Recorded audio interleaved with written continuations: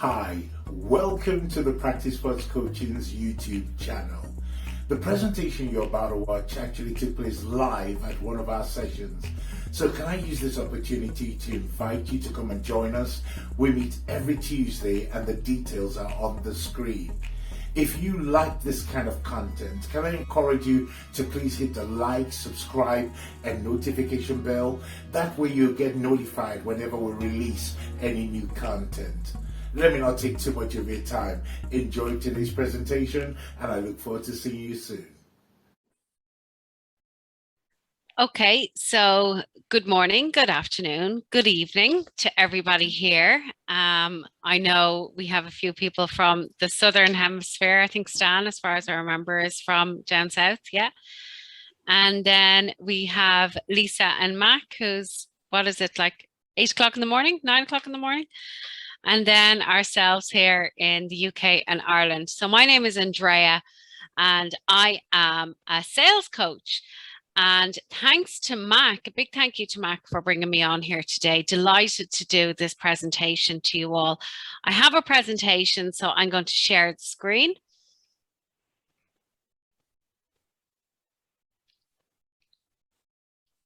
Everybody can see that? Okay, thank you. So I've co-branded this because Mac was generous enough to invite me on here today to do this presentation for you.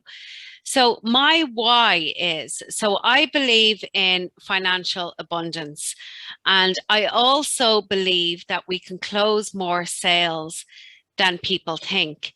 Did you know that only 18% of presentations actually end up in clients or end up in closed sales?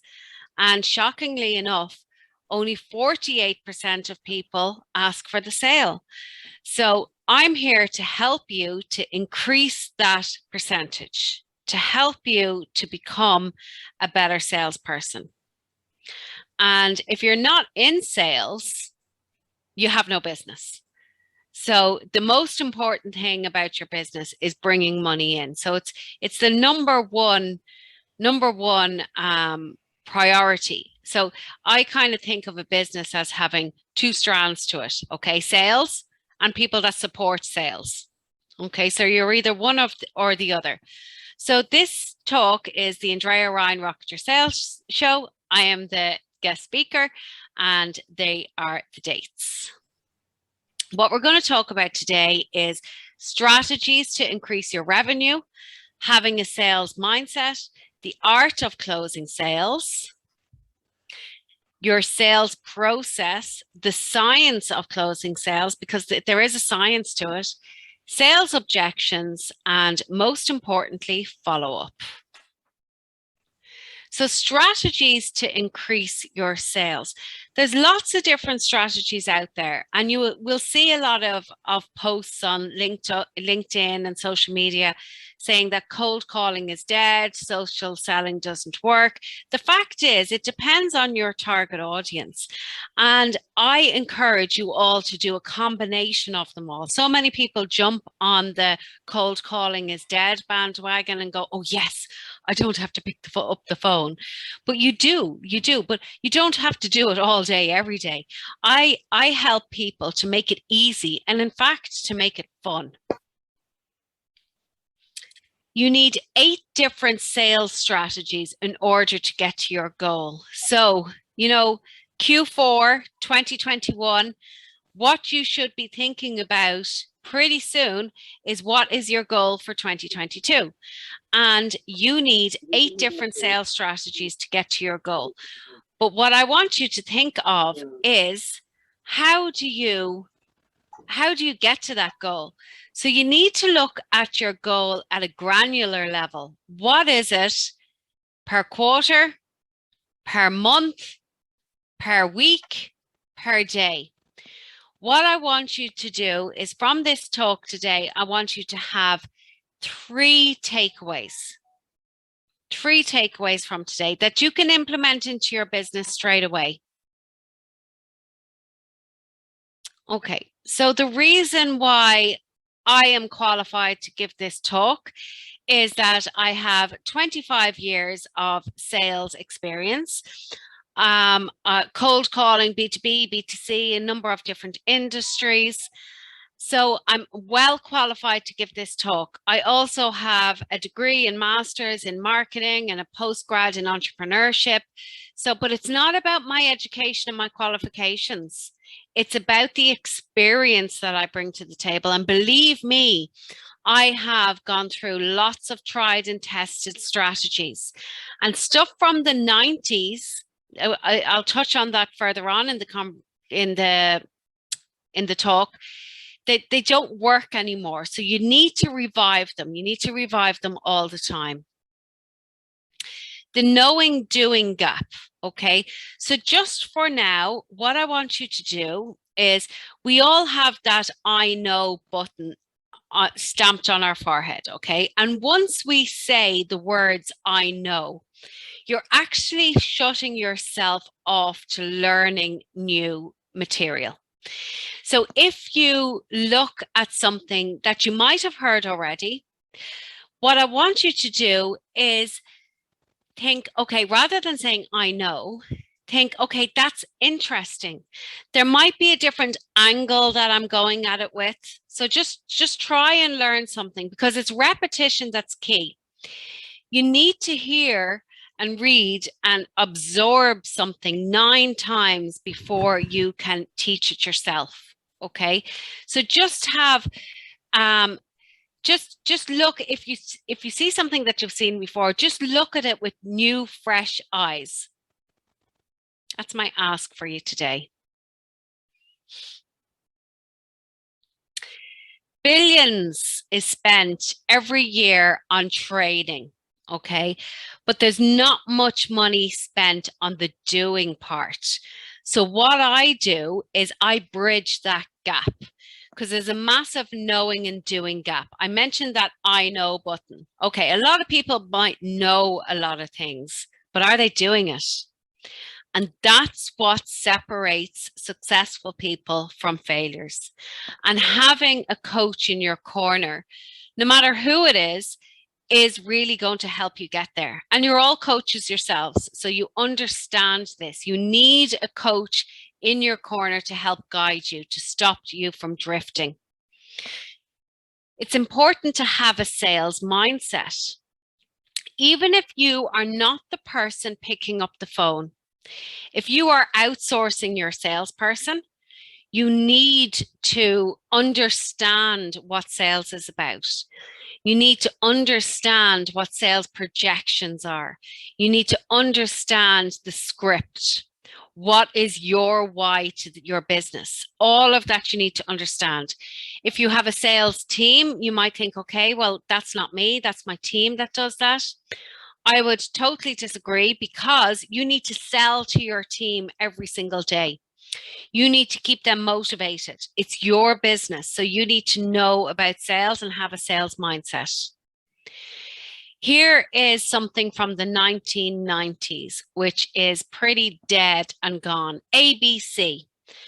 And what it stands for is always be closing.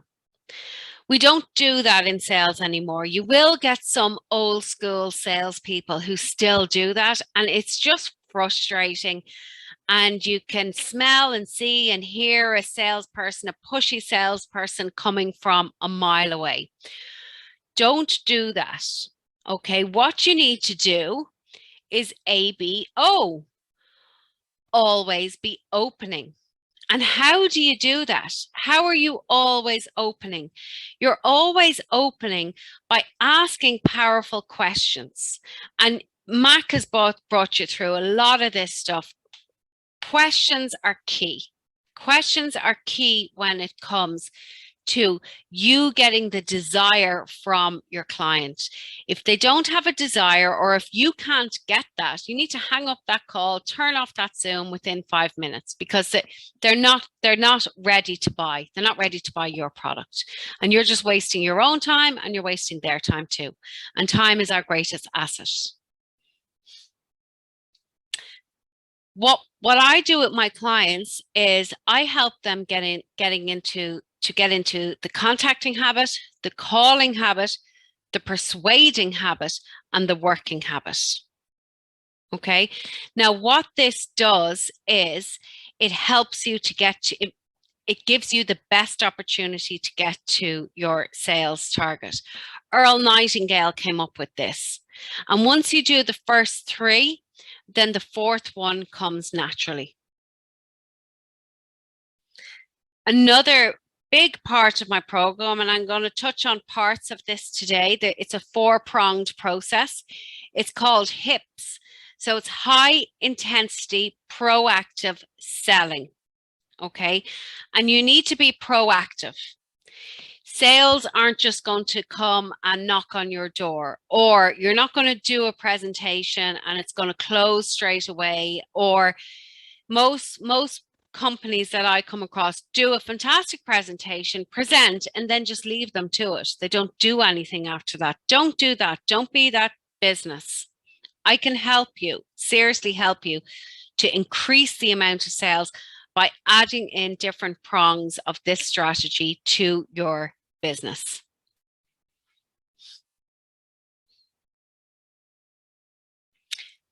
My suggestion to you is to create a data sheet. So we all have a CRM of some point. It's either an Excel sheet or you have a more sophisticated CRM, whatever it is. And if you only have an Excel sheet at this point, that's fine too. But what you need to do is you need to front load your day with HIPS. What does that mean? That means preparing your data sheet from the day before and reaching out to people the next day, first thing in the morning. Eat the frog, as Mark Twain said, because the frog is going to taste nasty and more foul throughout the day. And, you know, if you don't eat it first, and also if you do your HIPS first thing in the morning, it gives you that serotonin and dopamine hit, and you actually feel a lot more accomplished. My advice is to spend 90 minutes per day on sales, on reach outs, and you will hit your goal. I can help you with reach out strategies. I've got tons of swipe files. It doesn't, like I said at the beginning of this presentation, it doesn't just have to be your cold calling. It can be your reach outs, your DMs, your LinkedIn, your social selling, all of that great stuff. So when you are doing your HIPS, okay, your high intensity proactive selling, you will find that you'll be a bit like a roller coaster. You'll go up and down in emotions, and you'll be like, oh my God, you'll be pulling your hair out at some stages going, oh, I just can't handle this. So I always find that this is really key. Some will buy, some won't buy. So what? Someone's waiting. And the someone's waiting will help you to pick up that phone or to reach out to the next person, because the most successful salespeople or most successful business people get rejected the most. Yeah, because they speak to the most people and they are the most successful. So use this as a guide to help you, because someone's waiting. There are 7.6 billion people on this planet. Every single one of us is looking for something more. Everybody. Your audience is out there. Do you want 7.6 billion clients? No, you don't. So you only need a tiny slice of that pie. It's up to you to find them. And I can help you do that. Blended communication and trans language. If you write emails, and don't get freaked out if you do, because, you know, I did up until a couple of years ago, until I actually saw how ridiculous they are. If you write your emails saying, hi, Lisa, I hope this email finds you well, blah, blah, blah, blah, blah, and kind regards, or yours sincerely, Andrea. Dump that language, because that's known as trans language. Think of it this way. Our great grandfathers and grandmothers would have met about 80 people in their lifetime. We meet about 200 people per week online. Our brains can't handle that information. So we very quickly go, delete, no, not interested. We make very quick assumptions on whether this is good for us or not, because we can't take in all that information. So stand out from the crowd. Use different language in your emails. Also, if you're sending emails that are really, really long, stop doing that. Go for the 80-20 rule. It's the same with books, okay? When you read a book, actually only 20% of that information is gold. Same with an email. When you are sending out an email, make them shorter. What did Benjamin Franklin say? I'm sorry for writing a long letter. I didn't have time to write a short one. So take the time to shorten your emails. Words are powerful. Make them more informal. That trance language, I hope this email finds you well, is gone with the days of Margaret Thatcher. If you all know who she is. How many hours do you spend on reach outs per day? That's critical.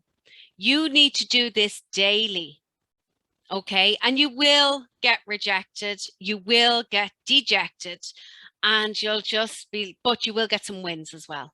It's the consistency that's going to keep you going, going to keep your business going, going to keep your projections, your sales going as well. What are your superpowers as an influencer? Do you have superpowers? Of course you do. You are unique. You are special. You have something to give, your slice of the pie, your slice of the 7.6 billion. Very easy way to find your superpowers is to interview some of your past clients. Okay, you're not going to be able to come up with your own superpowers. And if you're just starting out, if you're a complete startup, you can ask your friends, family, ex-colleagues, what do they think your superpowers are? It's a really nice exercise. Do you want to become a master sales closer? Of course you do. There is an art to closing sales, a definite art to closing. You need to welcome objections like they are the pearls needed to close the sales. So many people see an objection and they just freak out and they just think, oh God, this is it, I've been rejected. And they start stumbling over their words and don't know what to say. And they lose the sale. A whole lot of garbage starts coming out because your amygdala has been pressed and you've gone into fight, flight, or freeze mode. So the key is to stay calm, okay? And you will get there, but it's through practice, through drilling, through rehearsing, and through doing sales simulations. You need to treat every objection as a complaint and not a rejection. So I think that's too expensive. Have you ever bought something in your lifetime that's too expensive? Of course you have. We all buy stuff that's too expensive. It's a complaint. It's not a rejection. So think of it that way. No. I encourage you as salespeople to get those no's. No's are powerful. No's are what you need. And I'm just going to talk on one point about no's here right now. There's a few different points about no's, but what I want you to do is when you're talking to your prospect, if they say no early on in the conversation, it's a great sign. Okay, it one means they're listening to you. Two, it means that they feel as if they have some sort of sense of control of the conversation as well. And if you don't like hearing no, you will become used to hearing no, because that's what successful people do. Okay, so they hear no a lot. But if you are afraid or have some sort of fear of hearing no, guess what? it means you're not a psychopath. So that's a good tip, isn't it? But in all seriousness, you will, the more no's you hear, the more money you will bring into your business, guaranteed. That's right. What you really want to hear is that's right from your prospect. And how do you get there? If you are sitting in front of your client and your prospect, excuse me, or it could be your client as well. You could be trying to upsell them at the end of a program or cross-sell them into something else. But if you are sitting in front of a prospect and they're nodding their head saying, yeah, and you're thinking, oh my God, this is great. They're nodding their head, they're saying, yeah, that's actually a bad situation to be in, because they're not really listening to you. They're just doing the bobbing head syndrome, so kind of worry when that's happening. If they say that's right to you, that's gold, that's brilliant. So how do you get to that's right? How you get to that's right is you summarize what they have just said. So you mirror what they have just said. You say it back to them in 2 to 3 words. And then if they say that's right, they know you've been listened, they've been heard, and you know that you've just summarized it correctly. You know their desire. I know what you're thinking. So this is really powerful as well. So as you get more experienced at sales presentations and sales calls, your intuition will grow, and you will start to feel that this person has a fear, because their emotions will go up and down through the presentation without a doubt. Okay, it's what we do as human beings. Nobody likes to spend money, okay, but people like to get value. Okay, so and the key as well is not to just say the price at the end of the presentation. You need to do your temperature checking and your soft closes throughout, and I can help you with that. But say you get an inclination that somebody is worried about price. Okay, you can do the I know what you're thinking sentence, phrase, statement. It seems like, it looks like, it sounds like. That's how you start off that statement. And what that does is, at that particular point, when they're in that fear moment, they are inside their amygdala. They're gone into fight, flight, or freeze mode. And it's impossible, virtually impossible, for them to make a decision while they're in the amygdala. MRI scans have shown, there's been a lot of research done on this. MRI scans have shown that when you put words, language to those emotions, they are taken out of the amygdala and back into the limbic system, where the decision-making mechanisms are. The rational thinking and the decision-making side of their brain is. So verbalizing what you sense the stumbling block is. Okay, I've spoke about that. So telling versus asking. You need to be talking 20% of the time. We're going to use the Pareto principle again, the 80-20. You need to be talking 20% of the time. They need to be talking 80% of the time. How do you do that? You do that by asking powerful questions. Then we would take a look at your sales process conversion ratio. So everybody has a long or short or different, a longer or shorter sales process. You guys are all in coaching, so I would, and probably high ticket items. So I would say that your sales process is on the longer side. And what you need to understand is that one sale is made up of a series of small sales.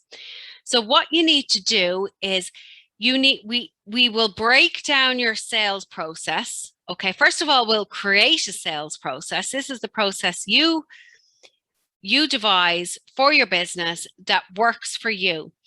Then we will put in a conversion ratio for each step. So each step, what happens? When do people fall off the process? And we can put conversion rates all along that process, and then you will become proficient at being able to adjust those numbers, tiny tweaks to those numbers here and there by implementing tried and tested strategies will help your overall conversion rate. So we don't just have one conversion rate to our business. We have many conversion rates along the line. What I really encourage you to do today is to book a call with me. So I am offering a 30-minute sales strategy call with myself, okay? And we can go through some of the sales challenges and sales objections that often come up for you. Please take advantage of that. I will also put it in the chat if you can't use that QR code. Mac, would you mind copying and pasting that link from earlier and sticking it in the chat? Oh, sorry, I meant to say, if could you book next week? The rest of this week is pretty full for me. I know there's a couple of slots available, but if you could book from next week onwards, that would be great. Thank you.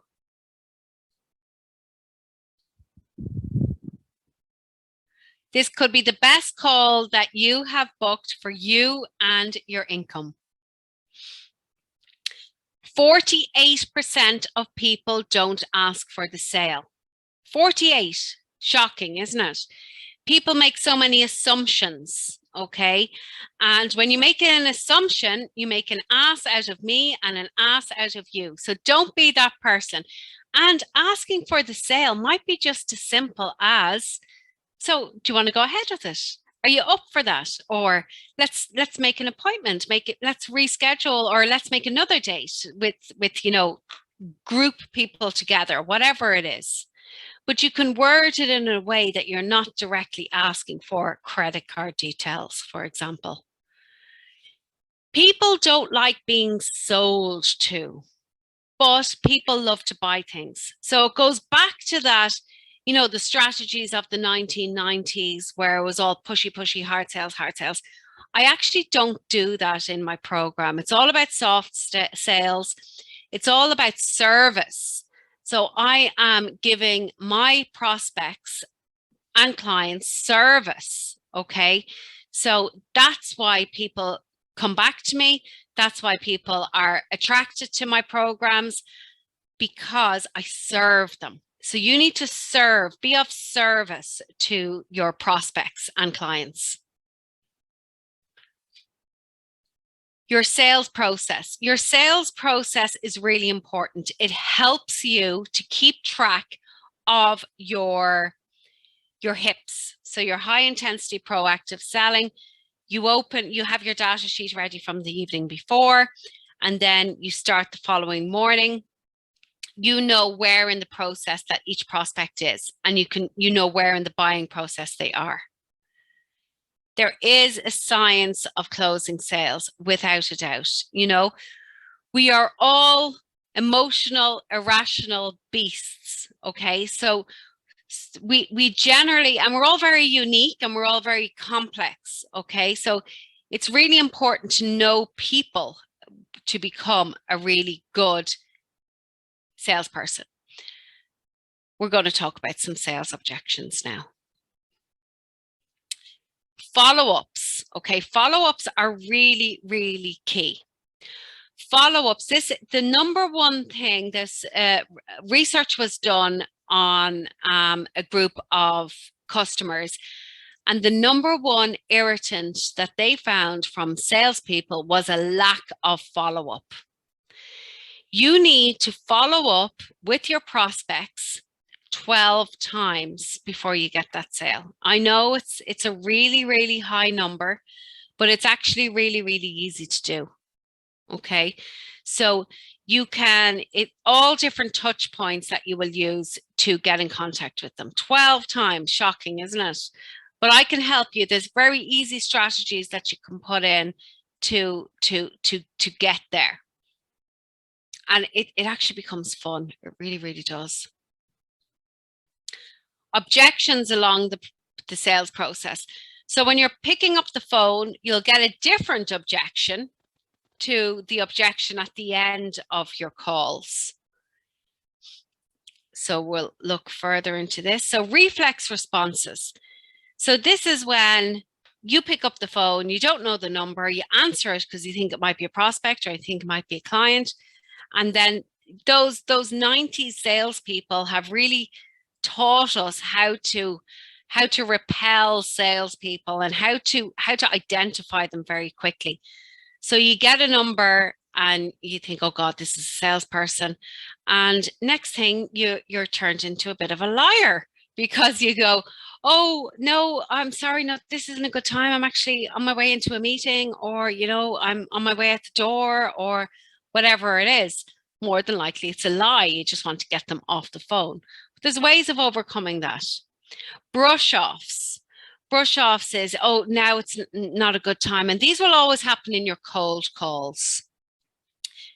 And then you get some objections, okay? And this could happen early on in the sales process. And again, treat objections like they are the pearl to closing sales. Objections start with the word because, okay? I can't do it now because we don't have the time, because we don't have the staff, because we don't have the budget. When you hear the word because, this is great because they want to do it, but they can't because of something. So you might be able to help them overcome that hurdle. Temperature checking. It's really, really important to temperature check along the sales process or along this presentation. Your time is the most valuable asset that you have. My time is the most valuable asset that I have. I need to make sure that when I'm in a sales presentation, that the person wants to be there, that the person wants to hear what I have to say. And if they don't, that's okay. So there's a number of different questions that you can ask to suss out. They're called temperature checks or soft closes. You're basically gauging whether they're interested and getting permission to move on. And it's really important to do that. No desire, no sale. Again, I said this early on, if you don't have a desire from your prospect within the first 5 minutes, hang up the phone, run out the door, hang up on Zoom, they are not going to buy your product. If they haven't delved into their imagination of where they want to go in the future, there's no point in pitching to them. You're just wasting your time and their time. In my program, what we do is we work towards having a call booked every single morning by 9 a.m. So either you or your sales reps will be in a presentation by 9 o'clock every single morning, and that's what you want. So book a call with me. Mac has put the link into the chat, or you can click on that QR code. Be sure to book a call with me because I can really help you get to your goal. And it's your job to get the want. When you are chatting to them at the beginning of the call, you need to ask them a number of questions to see if your product or service aligns with their desires. Sometimes they don't even know what they want, but it's totally up to you to ask those powerful questions to see if they do want change. Okay, so what are you going after? Are you going after pain or are you going after aspiration? That's totally up to you, and that's something that I can help you figure out. Need to qualify your leads. Again, I'm telling you all of this stuff because of where I have been burnt. So many years ago, I set up a meeting and I didn't qualify the lead. I brought him along the sales process and it was looking so promising. Got towards the end of the sales process and he said, okay, yeah. I said, okay, let's do it. Let's start on Monday. you know, we've done everything now at this stage. You're happy, I'm happy. Let's get the contract signed. Yeah, definitely. I just need to speak to my business partner or financial director. I can't remember who it was. Whose fault was that? Mine. Totally my fault. So today, in today's world, there is an average of 6.8 decision makers in an organization. That's going to vary from organization to organization, but you need to remember 6.8, because whether you're B2B or B2C, there's always somebody else involved in the decision. You need to find out, that's your job to find out at the beginning of the sales process, who else is involved in this decision. There are 4 types of personalities that you will sell to, and you are going to learn how to sell to them all, okay? And I'll give you a little example of that, okay? So naturally, I'm an introvert, okay? But in sales presentations, I display as an extrovert. And in sales presentations, what I do is my intuitive brain is quite well developed, and I can tell what type of personality that my prospect has very quickly. So I can switch between the 4 different personality types, but take on a more dominant role towards the end of the presentation. And I can teach you how to do this and teach you how to find out quickly what type of personality you are pitching to, because that's powerful information. You will learn how to close them all, okay? Mirroring. Mirroring is really important in your sales presentation. So mirroring is repeating back what they have said to you. So by repeating back 2 or 3 words, you can do it with a questioning intonation as well. Doing 2 or 3 words with a questioning intonation, it gets them to give you more information. They give you more information naturally by doing that. So try it. And pauses are really, really good. And this goes back to the 4 different personality types as well. Too many salespeople think that they should be talking all the way through. Go back to the 80-20 rule as well, okay? You need to pause. You need to be silent at times. Why? Because if you're talking all the time, they don't have time to think. They don't have time to think and make their own decisions, okay? Labeling.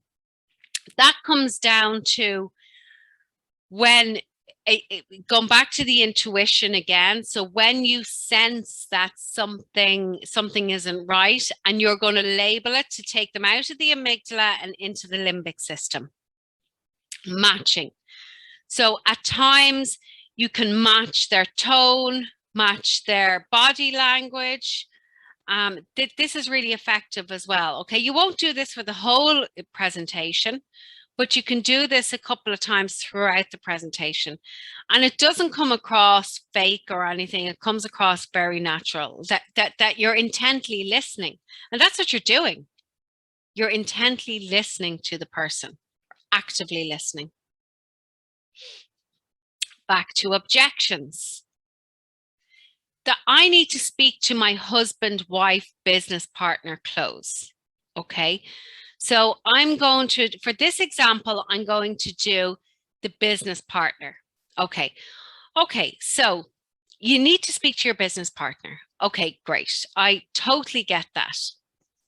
And so you and your business partner share a lot of decisions, do you? Yes. Okay, great. And this is a high ticket item, so I totally get that you need to speak to your business partner. Tell me this. What's your business partner's name? Mac. Okay. So does Mac know that you're on this call today? Yeah. Okay. So did you have a conversation about this call or this a sales program? Yes, we did. Okay. And did you have a discussion about how much you thought it might be? Yeah. Okay. So you knew a ballpark of what it was going to cost. Yeah.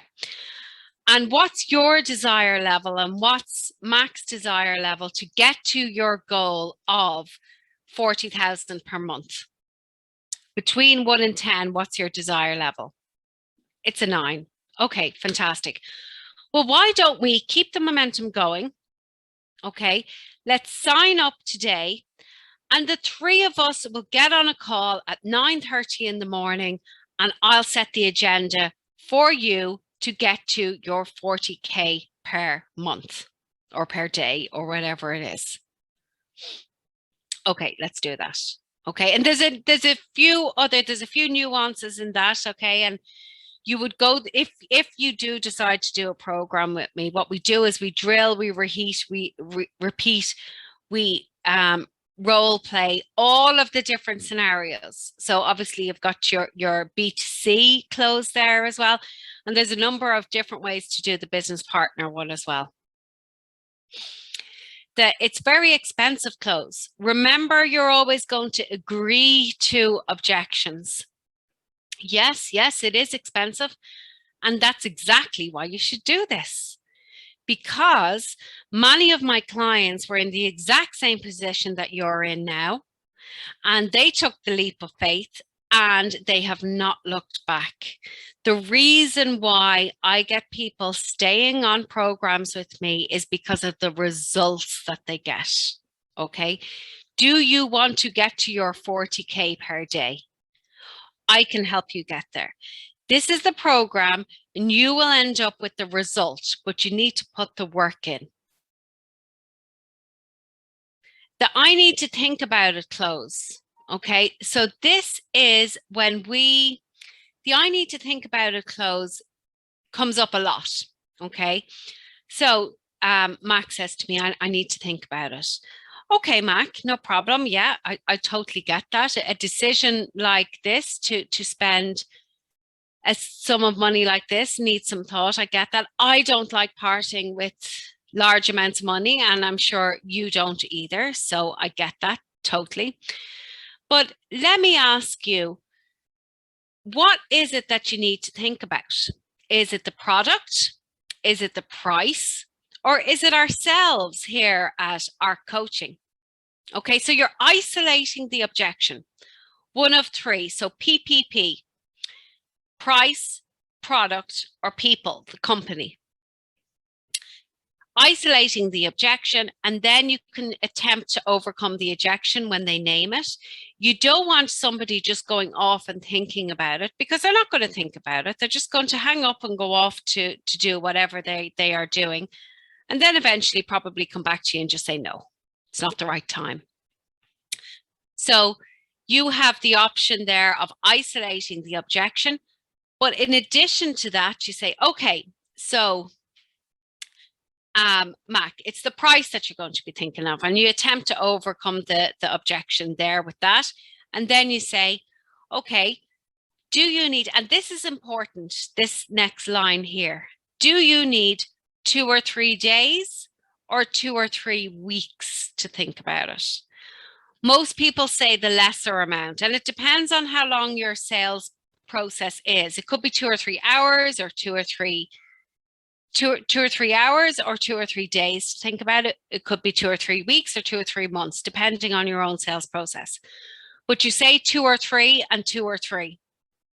That's really important. So the person will say the lesser amount, and it gives you control. Okay, Mac, you need 2 or 3 days to think about it. So today is Wednesday. So I will give you a call on Monday morning to get your decision. How does that sound? And they will agree. Okay. And then there's the apology close, the I don't have the time close, the your competitor is offering this close, and many, many, many more, which we go through in the program. We role play, we drill, we rehearse, we repeat. Have you liked what you've seen? Book a call. So Q&A. Any questions from anyone? Thanks, Andrea. That was quite informative. There's so many, I've got so much notes down here. Let me just ask, does anybody have any immediate questions? I've got like a few things I'd like to ask the group as well, and that can maybe shed some light. Anybody got any immediate question for Andrea? Okay, so let me ask a few questions that I think Andrea might be able to help us with. There are a number of areas in which you touched on, and I think for many of the coaches within the pods, seeing that they're primarily life coaches rather than business coaches. Let me ask the guys in the room first, and maybe Andrea can help us with this. How many of you actually have a prospecting list for clients? Great question. You've either built it up or you're building it up. How many of you have a prospecting list for clients? Joe? Okay. Nobody else. Andrea, is there any way, because I do know this is a challenge within a lot of people within the pods, because it's one thing to talk to people about sales, but if you don't have a prospecting list, because if I was to ask the question, how many of you in the last 2 weeks have pitched to a client, that's another answer that I'm probably going to get about the same results. And if you don't have prospects, how are you able to begin to pick? How can we begin to build our prospecting list as life coaches? As life coaches, so you're B2C. So B2C, yeah. Yeah. So social selling is a really good place to start. So you're not going to just, how many, like I said earlier, we're bombarded with DMs all the time of people, oh, please book a 30-minute call with me. Think of the amount of 30-minute calls that people are being asked to book. So they're not going to book. It has to be a compelling message. Okay. And you have to start the message with you, not I am this wonderful life coach and I get these results. They don't care about that. Okay. They want to know about them. So start with you. Do some research, do some background research into who they are, what they do. Are they your target market? And start conversation with them. So conversational marketing. I think that's a very, very important response there. Conversational marketing, starting the conversation with them. I think from the prospect side, they don't even need to know that they're part of a marketing campaign you're doing. They're just seeing it as you reaching out to them, but from your side, because you need to get the data, the information, and so you could maybe issue out the same response to several people, but they all don't need to know this is a general thing. It's got to be more personalized in that way. Let me jump up because I do have, I liked when you spoke on rejection. And I know many coaches within the pods struggle with rejections. And in my programs, I have emphasized it. I come from a B2B background, and I've done cold calling myself. And I know when you're doing cold calling, sometimes your success rate is as low as 5%. But because you've got enough prospects, that 5% can actually, be of significant value. So talk to us a little bit about rejection. Because let me ask the question, how many people here are either afraid of being rejected, which is what stops you, or afraid of being rejected, or it kills your confidence? Does anybody want to talk about their own experience before Andrea responds? Joe, you look like you're gonna say something. Well, I was just going to say that, yeah, that actually does make sense.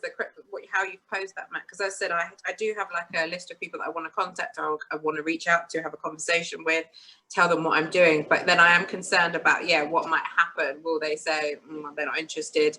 And so I think it's the taking action that I'm having an issue with. So yeah, that does make sense.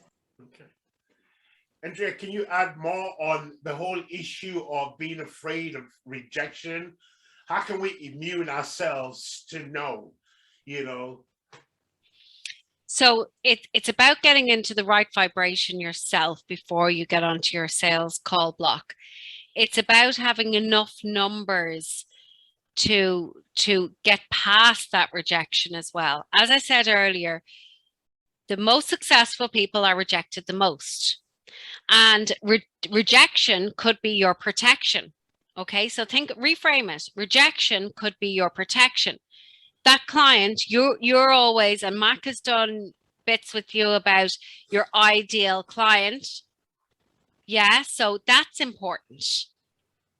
You want to serve your ideal client, and Mac has done all that with you. So what you need to do is have a sales sheet long enough that you can get past those no's, okay? And no's are okay, okay? But what you need to do is ask powerful questions and get into a flow where you actually start enjoying it, and you actually start knowing how many no's you get before you get to a yes.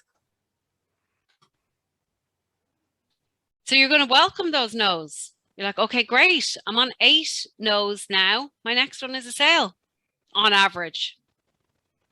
It's not always going to happen that way. You could have to make 18 calls to make 2 sales. You get 18 no's and 19 and 20 are yes. And it's about the vibration as well. So getting yourself set up before you even get on the call.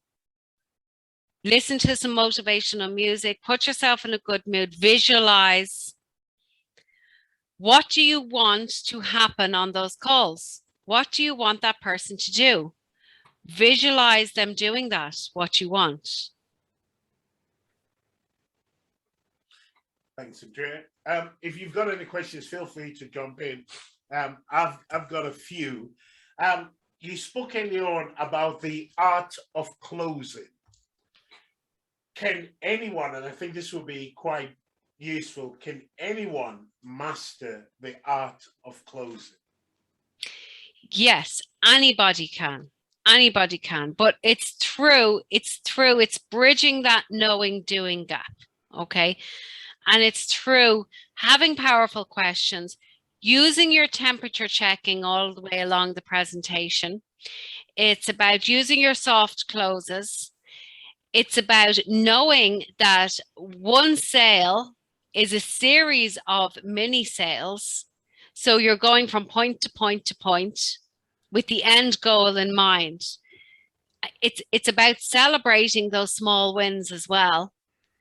And it's about being of service. So you're thinking about your end user and you're thinking of ways that you can serve them.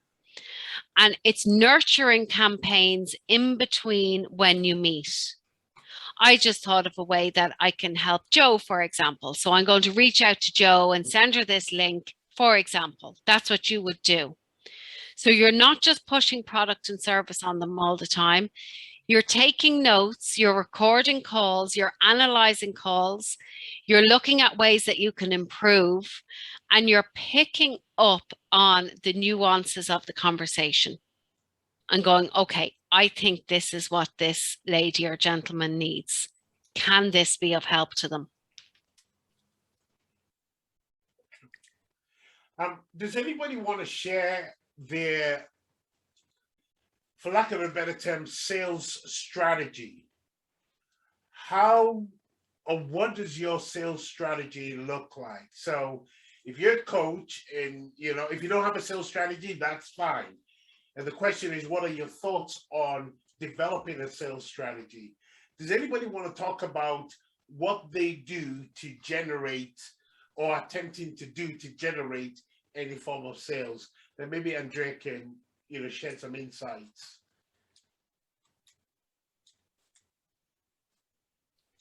Anna, can I put the spotlight on you? Yeah, you. Because I know you want to get clients. You've got a program called Boost Your Self-Love with Self-Worth.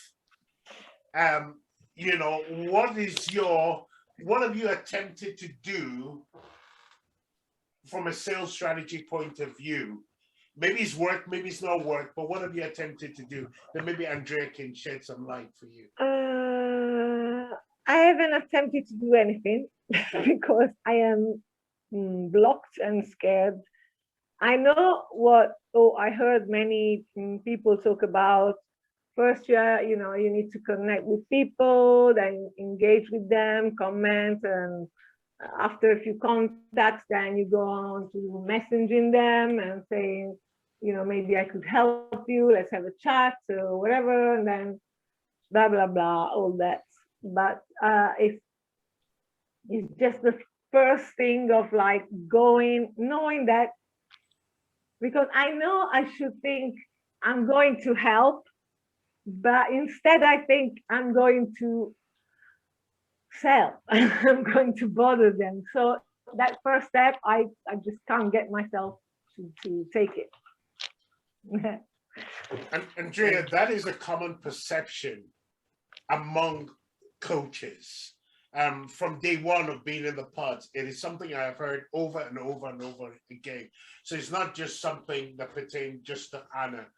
What advice can you begin to give someone like Anna with that kind of like mindset that blocks her from actually even beginning the process? Because I like what you said at the beginning, that I think you said something like, without sales, you have no business. And I know many coaches within the pods who are no longer coaches because they didn't have sales. What can you add, or what can you share that would they had to go out and get a job? Yeah. Okay, so what I can add to that is, what is the end result of your program? How are you going to help someone's life? How are you going to enhance it? You need to change your mindset and think about the end result. So you're not selling them the program, you're selling them the end result. Okay. You are selling them from A to Z. Okay. They don't really care about the rest of the alphabet or how they get there. They care about the end result. So that's what you're selling. That's what you need to get your head around. By somebody doing my program, they're going to develop into this person with a really fulfilling life. You just need to reframe it. Thank you. Good. Robert, good to see you. How you doing? Great, Mark. Thank you. Good to see you too. Robert is a confidence coach, and I know he's got his own program going on. But let me ask you, Robert, and put you in the spotlight. Sure. When it comes to developing sales, and I know you have a business background as well, so I know you can relate to this. What has been your biggest challenge in onboarding prospects and getting prospects that you can later on convert to clients? I've had two big challenges really. The first one was really defining my niche that I want to serve, because my first niche was like really they didn't seem to value coaching, so I've had to kind of play around with that a little bit. And the second has been where to find, once I decide, okay, this is a niche, kind of like where to find them, I guess. Like for instance, right now I'm focusing on business professionals, and really I'm going more for, I'm stepping up the confidence a little bit more up into engagement and peak performance. And I'm targeting business professionals, but I'm still a little bit unsure about when I do that, do I maybe towards HR as a company, or do I have individual professionals themselves on their own? And if I do that, do I just, I mean, do I have to do like media posts, or can I just contact directly? Or, I mean, that's kind of been my challenge. Sorry, what was the question? And Robert's talking about the challenges he has in prospecting. So. And what was the direct question? Well, really, I guess just how do you discern? I mean, like, they always say go where your clients are hanging out. Well, how do you know where they're hanging out? I mean, and how do you approach that? I mean, I think from business professionals, the first thing I think of is LinkedIn, but how do you, I mean, you just can't go out to LinkedIn and say, hey, can I coach you, right? It's like, I guess it's the messaging. How do you make it clear without being too salesy? You're just kind of like, I want to help you to do this. I can help you to increase your productivity, but how do you start that conversation, and how do you build it into getting a client? Okay. So it goes back to the conversational marketing. So you're getting on and you're having a series of messages between the two of you before you even mention that, you are a confidence coach and you think that you can help. But do a bit of research, on people, and find out what is the end result for them. How will their lives improve by having increased confidence? And see, then you will then start asking questions to find out if they're in your target market. And I would guess to say that you have a lot of people in your target market, Robert. A lot of people suffer with lack of confidence, and it's stopping them from living fulfilled lives. So it's about that conversational piece. But I mean, like, do you just say, pick someone at random and send them a message, or how do you just, okay. Yeah. So what you should do as well is pick your avatar. Okay. So and you can have a few different avatars. So your say a male prospect, what age is he? What websites does he go on to? What restaurants does he eat in? Does he go to the cinema? Is he an introvert or an extrovert? What personality type does he have? Those type of questions, just to get you more clear on who your avatar is. Name your avatar as well. So when you're talking to your male avatar and your female avatar, you will have a name for them. For example, my female avatar, her name is Rachel. So anytime I'm thinking about reaching out to Rachel, I think, okay, would Rachel like this? Okay, I hope that helps.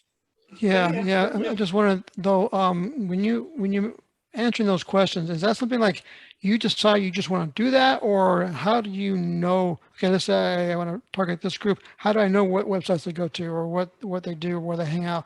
Is it something I have to find out, or something, or is it more of a decision? I want to help people who, go to this website and do this and do this. How does that, I mean, which one? So Facebook is always a really good place to start, because they list your likes. Like, Facebook has tons of data there, and groups are really, really helpful as well. So what groups are people in? How often do they message? That kind of thing. What questions do they ask? There's a lot of tells that you can pick up from Facebook.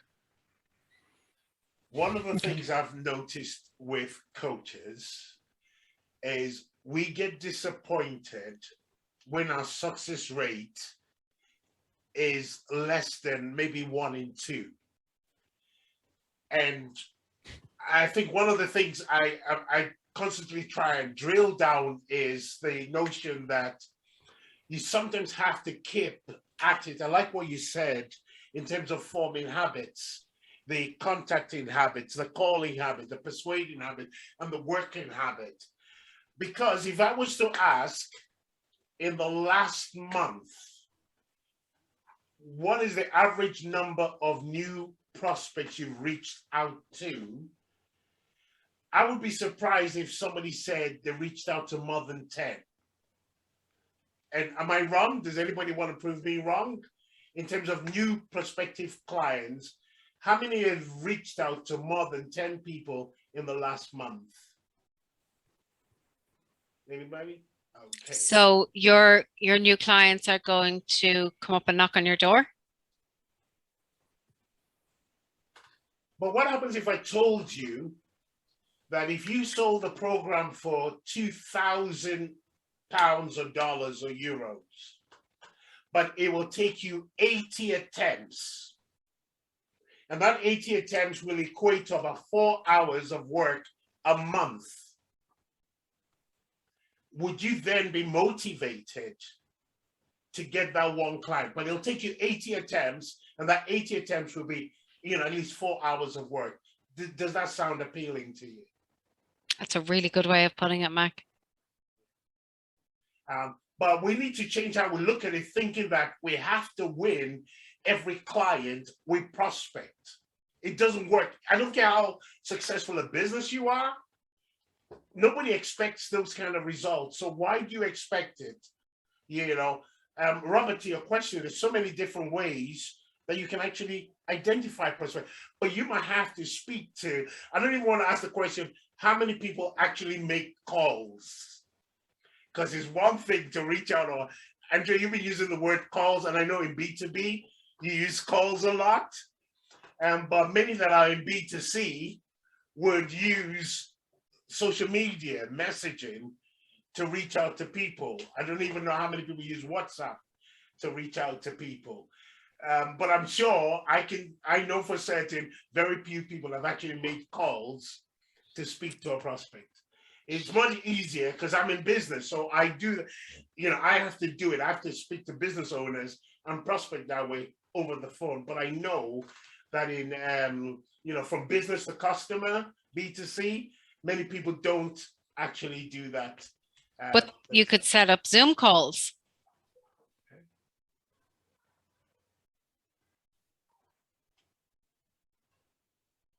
Or WhatsApp videos.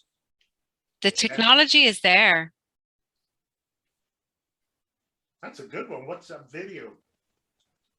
It means you don't have to go scheduling, sending a Calendly link and setting up a link. Just you have 5 minutes now and we'll hop on a WhatsApp video. But spend those 5 minutes. Don't take longer than the 5 minutes. If it is going to be longer than 5 minutes, say it's going to be 10 minutes. And then at the end of the 10 minutes, if they want to stay on, you stress that, okay, we're going to extend this call because you have more questions. Let them know that they want more time. Respect everybody's time. Okay, I've been asking questions for a while. Anybody else with any questions? We got a few minutes left. Any thoughts?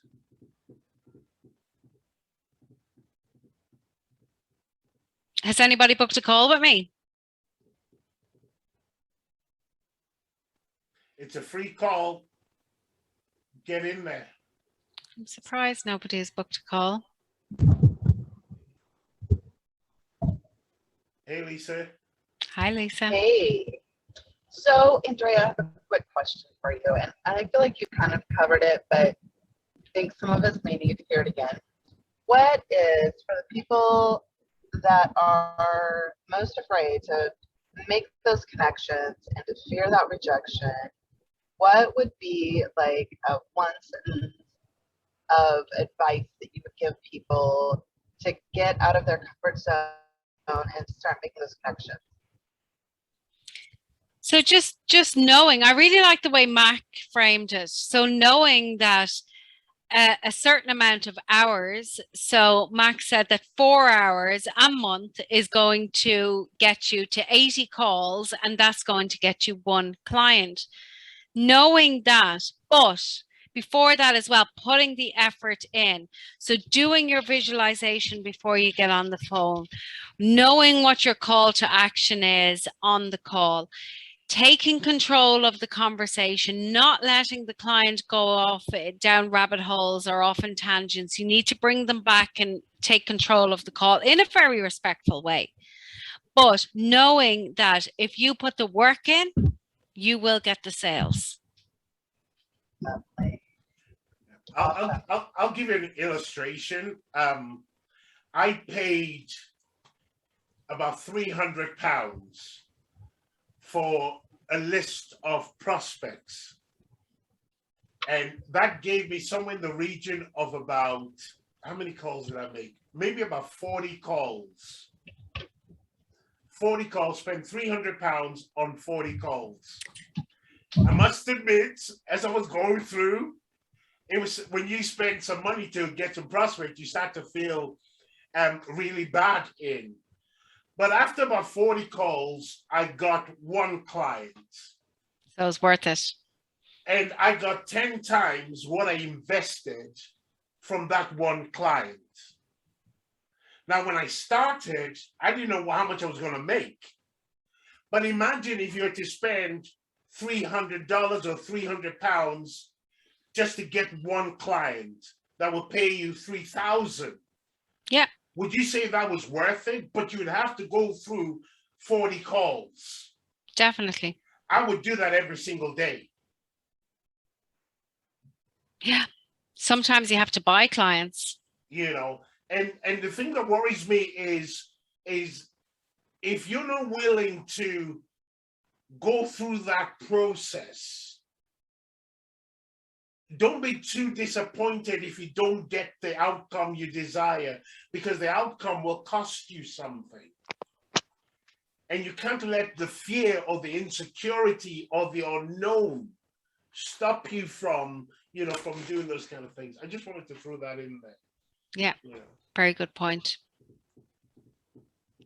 Hey, Mac, could I offer a little bit input on this?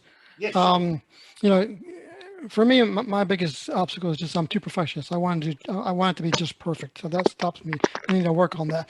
But as far as from a mindset, kind of go back to Lisa's question, is, you know, how can you overcome this? What I've used, which works for me and I've shared with others before, is this idea. You know, what stopped me before was that I'm saying I offer my service and they're going to say no because they don't value it or whatever. And I think it's because I wasn't valuing myself. So now I think to myself, you know, if I had $1 million, wouldn't I want to tell everybody in the world how to get that $1 million? I would be out there, hey man, here's $1 million here. And so that's how we need to value our service, because I look at it, I'm going to help people. I'm going to transform their lives. It's priceless. And I want people to have this. So I'm thinking to myself, I have $1 million. Don't I want to go out and tell everybody in the world how to get this? You know, and that's just kind of how I spur myself to value myself and what I'm offering, and kind of almost spur myself to go out there and start reaching people. So that's just kind of how I do it. Yep. How you perceive it is crucial, because if you take a no as a reflection of your capability, then you're going to be discouraged. Someone saying no to me can be for a whole number of reasons that has nothing to do with me or the service I offer. You know, so I never take a no as it's personal. Oh, you're not good enough. That's why I said no. Oh, you didn't deliver. That's why I said no. No. So it's, you know, it's a lot easier, and you've got to become immune to no. I will keep saying it till one day everybody will believe me. You've got to get to a point that no is no longer a reflection of who you are as a coach. If you say, oh, I'm not going to do it because somebody said no to me yesterday, do you know how many no's I've gotten? I've got loads. I've got a database full of no's. I've got people that tell me they're coming next week, next month, next year, and still waiting. They haven't called, but I still keep them there. I know a guy that he said, yeah, I'll call you next week. It took him 4 months before I finally heard back from him. 4 months. You know, I mean, he bought the service, but it took him 4 months. So stop taking a no as a reflection of who you are as a salesperson or as a coach. If you're going to succeed, then you've got to be willing to do. I mean, Andrea, you covered so many amazing points. And I want to encourage you guys today, sign up. You know, if there's one thing you need for your business, it's sales. If you've got, I don't know how much Andrea's program costs, but if you've got a little bit of money and you don't know where to invest it, somebody like Andrea that will help you make money is definitely somewhere you can look to invest in. Because some of the stuff she's covered today are stuff we need to hear. You will never have a business until you're able to sell, period. Literally, period. If you cannot sell, you don't have a business. If I don't make money a month, I can say I have a business, but you know, a business is a business that sells its services or its products for an income. You know, so how long are you going to keep calling yourself a coach, but not making any effort to actually get clients to coach? And thank you for offering to coach each other. That's definitely beneficial. But I think we need to go beyond coaching each other and actually start generating the income so that we can grow our business, grow, you know, and better ourselves. Sorry, I'm rambling off a little bit there. But I'm passionate about sales. You know, if there's anything I want, remember, I wish everybody in the pods could have come today. You know, I really wish. It was such good stuff that Andrea covered today. Thanks. Will the recording be made available for the people who missed it? It'll be made available, apart from my rant, but it'll be made available. Do you just want to just talk about your program, Andrea, and what someone can expect? Just a summary. I know you've covered it in bits over the section, but just summarize what your program actually entails. Okay, so I actually get people excited about sales and I stop people from drifting.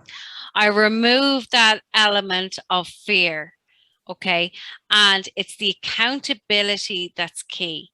If you want to succeed in your coaching business, you need to invest in a sales coach, because otherwise you're simply just going out, getting rejected and dejected all the time. And next thing, 6 months down the line, you start to get a resentment towards your business because nothing is happening. And then you go out and you get that 3-letter word, a job. And then you're just completely unfulfilled and you're not doing what you're passionate about. You are passionate about what you do.